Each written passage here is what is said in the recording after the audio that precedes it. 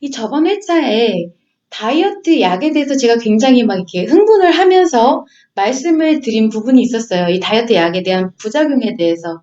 그래서 막 마치 이제 지구상에서 다이어트 약은 모두 다 사라져야 된다. 뭐 이런 식으로 그런 느낌이더라고요. 제가 봤는데, 어, 제가 이제 아무래도 제 경험을 말씀드리다 보니까 거기서 뭔가 감정이 좀 동요가 됐었던 것 같아요. 그런데 꼭 지금 다시 정정을 하고 싶은 부분은 이게 꼭 없어져야 된다 이런 뜻이 아니라 함께 뭔가 적재적소에 쓰일 수 있는 방법이 있지만 그것은 미용 목적은 아니다라는 것을 이제 한번 예를 들어서 설명을 드려볼게요. 가장 크게 예를 들 수가 있는 게 어떤 것이냐면은 우리가 이제 비만대사 수술이 있죠. 비만대사 수술은 이 위밴드 수술, 그리고 위우회술, 그리고 위절제술, 이 세 가지를 비만대사 수술이라고 합니다. 그래서 이 세 가지를 이제 비만을 질병으로 분류를 해서 수술이 일어나게 되는데, 이거는 질병이기 때문에 건강보험이 적용이 되는 수술들이에요. 이 중에서 위밴드 수술 같은 경우는 사실은 이제 위로 이제 소화기관에 넘어가는 이 부분을 조여서, 밴드를 조여서 이 섭식을 하는 거에 대한 약간 제재도 주고, 그리고 흡수율도 제재를 주는 뭐 이런 수술인데 굉장히 부작용이 심해요. 그래서 위밴드 수술로 사망하시는 분들도 꽤 많이 있었습니다. 그래갖고 이 위밴드 수술은 이제 거의 취급을 좀 안 하는 편인 것 같더라고요. 그리고 나서 또 이제 다른 위우회술이 있어요. 이거는 이 위랑 연결된 통로를 이제 절제를 해서 소장으로 직접적으로 연결을 해버리는 건데 위에는 남겨놔요. 빼서 버리는 게 아니라 그래서 이 통로를 우회시키는 수술인데 이것은 사실 이제 굉장히 흡수율이라든지 이런 억제에 관련해서 효과적이다 보니까 미국에서는 이게 거의 표준 위 수술로 비만 치료 수술로 이제 각광을 받고 있는데 우리나라는 사실 이 위우회술이 조금 위험한 이유가 뭐냐면 위가 남아 있어요. 위를 떼어낸 게 아니다 보니까 위암 발생률이 높은 나라거든요. 그래서 남아있는 위에서 암이 만약에 발생을 한다고 하면 그것을 발견할 수 있는 방법이 없습니다. 내시경을 통해서 들어갈 수가 없어요. 그 부분을 차단을 하고서 따로 떼놓은 부분이기 때문에.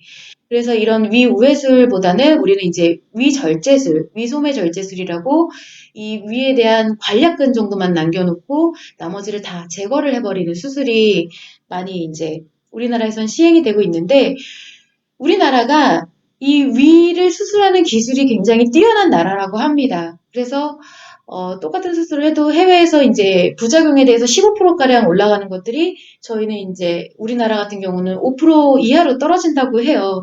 그래서 위 수술 기술이 굉장히 좋은 나라라서 이런 비만 대사 수술에 있어서도 좀 더 안전하다라고 기술력이 좋다라고 볼 수가 있는데 그런데 이 비만 대사 수술을 받는다고 해도 무조건 살이 빠지는 게 아니에요. 보통 이런 수술을 받는 분들은 초고도 비만이신 분들이 많이 받게 되죠.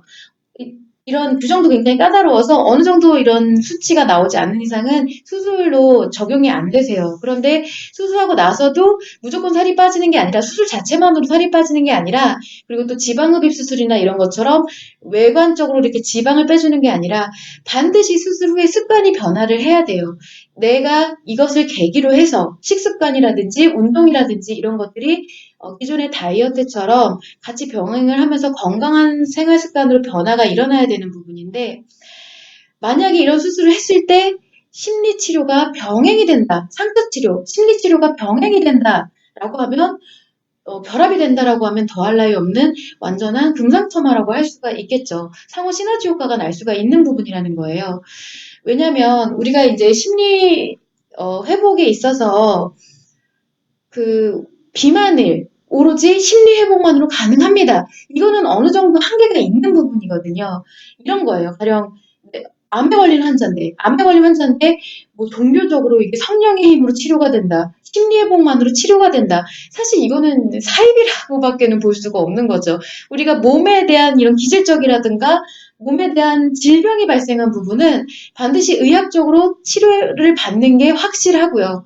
그리고 심리적인 것은 그 2차적인 부분 혹은 부가적인 부분, 병행이 되어야 되는 부분 이렇게 소소한 것들은 심리치료만으로 회복이 되고 밸런스를 이루지만 너무 이 심리 회복 이상으로 발전된 부분 같은 경우는 그것으로는 조금 부족하다라는 거예요. 조금이 아니라 엄격하게 경계가 다르다라고 할 수가 있는 거죠. 그래서 의학적 도움을 받아서 이 수술, 시술, 약 이런 것을 병행을 하는 것이 이런 초고도 비만이라든지 이런 비만 질병 관련해서 좀 심해지신 분들은 확실하게 시너지 효과를 이룰 수가 있다라는 거예요. 그래서 제가 전에 이런 수술이나 시술이나 약에 대해서 굉장히 경각심을 주기 위해서 엄청 얘기를 드렸지만 이런 데서 비롯되는 부작용들이 비만에 의해서 비롯되는 이런 부작용보다는 합병증보다는 낫다라고도 볼 수가 있는 부분이거든요. 그래서 같이 이런 거 의학적으로 다이어트 체중을 감량하는 건 무조건 안 돼. 이런 게 아니라 어느 정도 병행할 부분을 병행을 하면서 하는 것이 시너지 효과가 날 수 있다라는 건데 그러나 오로지 미용의 관점으로 다이어트를 해서는 안 된다라는 거죠. 그 부분에 대해서 제가 아주 경각심을 드린 거예요. 왜냐면 이렇게 뭔가 비만이 과체중인 분들은 체중을 감량을 해서 건강을 회복하는 것이 맞지만 지금 비만 클리닉 같은 데를 가보면 미용의 목적으로는 내가 정상 체중인데도 체중 감량을 유도를 합니다. 뭐 유도를 안 하고 자의적으로 갔을 때도 만류하지 않아요. 그래서 정상 체중인데도 저체중으로 미용 체중이라고 흔히 얘기를 하죠. 이런 저체중으로 감량을 시킵니다. 무조건 빠지게 되어 있어요. 약 복용하고 하면 우리가 일반적인 경우에는 심리가 밸런스를 이루면 더 이상 체중 감량이 잘 안 일어나게 되거든요. 살이 빠질 이유가 없기 때문에. 그런데 약을 먹어가면서 굳이 다이어트를 하면은 체중 감량은 일어납니다. 그런데 대체 왜 정상 체중인데 왜 감량을 해야 되는 걸까요?